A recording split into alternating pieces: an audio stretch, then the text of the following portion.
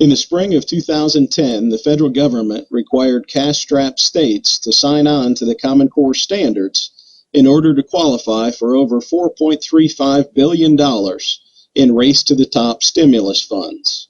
The deadline was such that the states had to accept Common Core sight unseen. Now the standards are out, and it's clear that the latest educational fad is nothing more than a race to the middle. There is a better way to educate our kids. It is a method of education that has produced some of the greatest minds in the history of the Western world. That method is classical education. A bit about another kind of education. Whether we're successful in stopping the implementation of Common Core, or if it fails of its own accord, and it will fail, we must be in a position to offer a better alternative than simply a return to the previous misguided system. It's not enough to simply go back to what we had. As such, I'm here this evening to talk about classical education. That may be a term that you're not real familiar with, and hopefully after my time with you this evening, you have at least a rudimentary understanding of what we mean by classical education. I'd like to pause briefly before we begin our topic to acknowledge and to say thanks to Dr. Terrence Moore at Hillsdale College, who's allowed me to borrow liberally from one of his articles for my presentation this evening. So thank you to Dr. Moore. Classical education has a history of over 2,500 years in the Western world. It began in Greece. It was adopted by the Romans. It faltered after the fall of Rome. It made a slow but steady recovery during the Middle Ages and was again brought to perfection during the Italian Renaissance. The classical system of education passed to England and from there to America through colonial settlement. At the time of our nation's founding, classical education was a thriving system. Thomas Jefferson, arguably the most learned of our founders, recommended classical learning and recommended Greek and Latin as a basis for education. The founders routinely referenced classics like Plutarch's Lives of the noble Greeks and Romans in both their formal and their daily conversation. Americans venerated George Washington, largely because he exhibited the virtues associated with the Roman patriot Cincinnatus. So important has been classical education in the West that one could say the march of civilization has been directly tied to the vibrancy of classical schools. With that said, I think we have to ask the following question. We have to ask, what was it about this system of education that so captivated and shaped the Western world? In answering that question, there are really four components or four central tenets to the system, and I'll share those with you briefly. First, classical education is a system of education that values knowledge for its own sake. Second, it upholds the standards of correctness, logic, beauty, weightiness, and truth, all intrinsic to the liberal arts. Thirdly, classical education demands moral virtue of its adherents or followers. And then lastly or fourthly, it prepares human beings to assume their place as responsible citizens in the political order. Let's go through these one by one. I said first, it's a system of education that values knowledge for its own sake. In doing so, it represents a break from modern theories of education that seek schooling merely as preparation for adult work. Or in the case of the latest fad in education, and here of course I'm talking about Common Core, proponents cite as their goal making students both college and career ready. The classical view of education is quite different. It begins with the premise that humans are thinking creatures, that we are innately curious, that we have within us a desire to know objective truth. We see this curiosity in children as soon as they begin to speak, when the first question is always, what is it? Children demonstrate what is true of all people. We are natural learners. Therefore, any plan of education should take advantage of people's natural curiosity. Classroom theories that stall children in their learning because they are not, quote, ready for it, or because it's not, quote, age appropriate, or by teaching to the slowest learner in the class are not only counterproductive, but they're also insulting to the human mind. Contrary to what future teachers learn in progressive university education classes, knowledge does not come to the student unaided from nature. Children need explicit instruction to understand the world around them. They have the tools, but they need the direction. Every child has at his or her disposal a veritable arsenal of mental capabilities, including memory, reason, imagination, a sense of beauty, and a facility for language. Classical education, unlike many of the modern theories, does not simply leave children to their own mental urges or inclinations. Rather, it feeds and directs. It strengthens children's mental capabilities in the same way that sports aid in physical development. The focus on rigorous mental training is an important difference between classical education and modern progressive education. So classical education puts young minds to work. It leads young people to understand themselves and the world around them. One of the benefits of this approach is the development of what is known as cultural literacy. Coined by retired Yale University professor E.D. Hirsch, the term cultural literacy refers to that reservoir of common facts, ideas, and references that a people must possess if they're to communicate effectively. How many of us have thrown up our hands in frustration at the state of our American politics? It seems we have two parties who are simply talking past each other rather than engaging in meaningful debate. The answer is that they are speaking different languages, because our public schools have failed for several generations to effectively transmit a certain level of cultural literacy, in effect leaving us without a common language. Abraham Lincoln's Gettysburg Address, I think, is a terrific example of how cultural literacy works. We're all familiar with the words. 77 years ago, our forefathers brought forth on this continent a new nation, conceived in liberty and dedicated to the proposition that all men are created equal. Lincoln's audience understood when the president spoke of a proposition that all men are created equal, he was referencing the Declaration of Independence. There was a common understanding between the speaker and his audience. He did not need to retell the story of the Revolution. Because the audience had a certain level of cultural literacy, Lincoln was able to make one of the most powerful speeches in history in just 270 words. Sadly, that same speech would not have the same meaning today.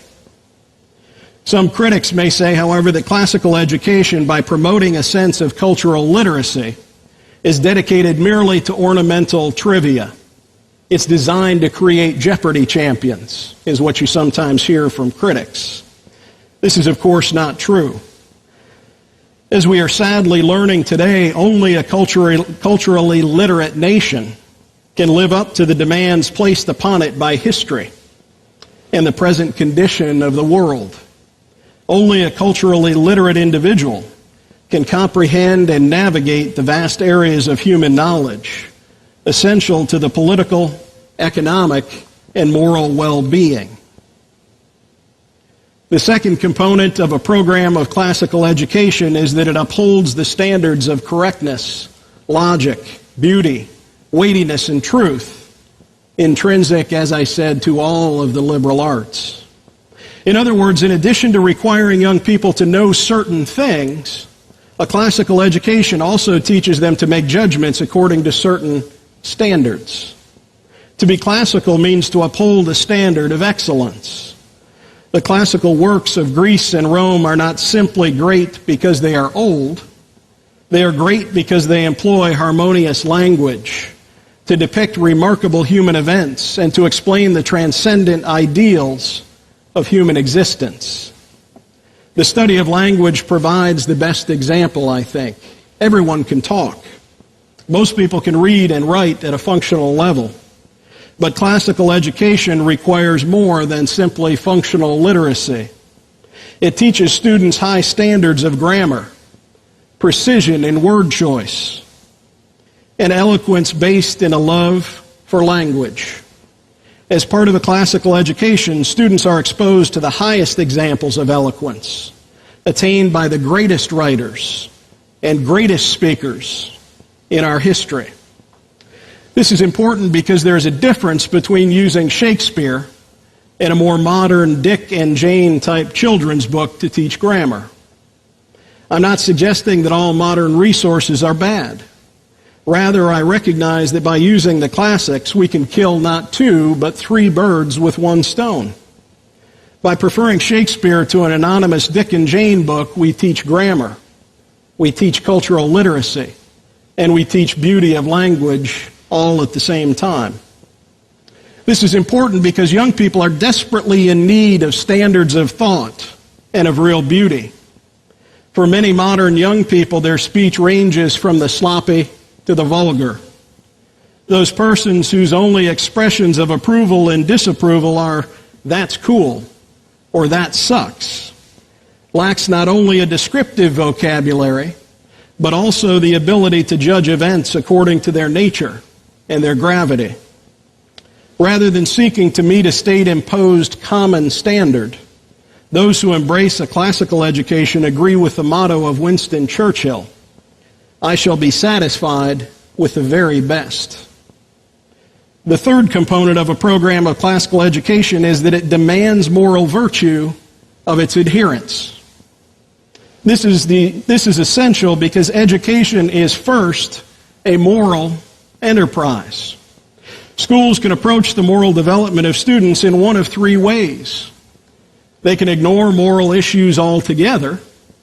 They can open up moral questions for students to explore in a, quote, non-judgmental or non-committal environment, or they can teach classical views of self-command using traditional teaching methods. Methods 1 and 2 are most often the approaches used in the public schools. One only needs to pick up the newspaper or turn on the television to see the outcome of this sort of so-called character development. In the classical curriculum, there's room for teaching virtue without a particular denominational bent.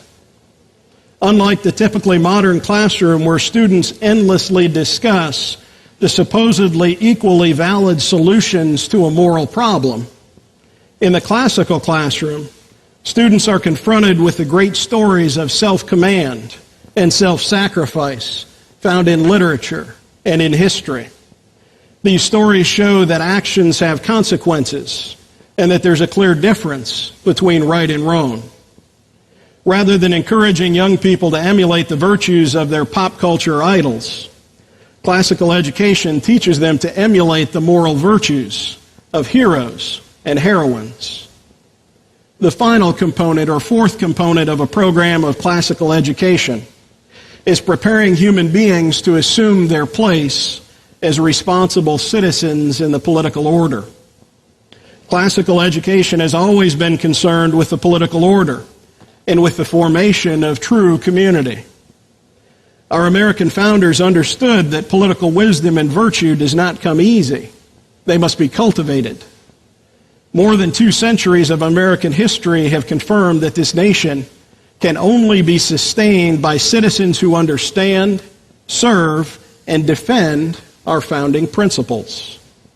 Our founders, as much as they embraced liberty, were deeply concerned about the unchecked passions of a poorly educated public. In light of this concern, a classical education offers the best instruction in our nation's founding principles. Students will learn that married with each right they enjoy as Americans is a corresponding responsibility. This education can best be done through a thorough study of American history and government, consisting principally in the reading of primary sources. Only by this method can students be prepared to take their place as defenders of the American inheritance. Let me conclude with this. Contrary to what you would hear from some of the critics of classical education, it is far from arcane or dull or unimaginative. Rather, the classical view understands that a human being without knowledge of the past, without reverence for his cultural inheritance, and without a judgment formed by the standards of true greatness, is much like a man with amnesia. He knows not who he is or where he comes from. He knows neither his rights nor his duties. He understands neither his debts nor his debtors. Worse still, he's likely to become the pawn of another. Americans should support the notion of classical education, not only because of its centuries-long track record of success, but also because the progressive educational system has failed time and time again. It has failed to provide our young people with the cultural, moral, and civic literacy to live a productive and happy life. It fails them today. It fails them with a one-size-fits-all, top-down, servile system of education known as Common Core. It fails to recognize our most basic human desires. Rather than wishing to become automatons programmed solely for the world of work, young people have an innate longing to know the good, the beautiful, and the true. It's about time we once again begin serving that need. It's about time we consider the benefits of classical education. Thank you. Thank you.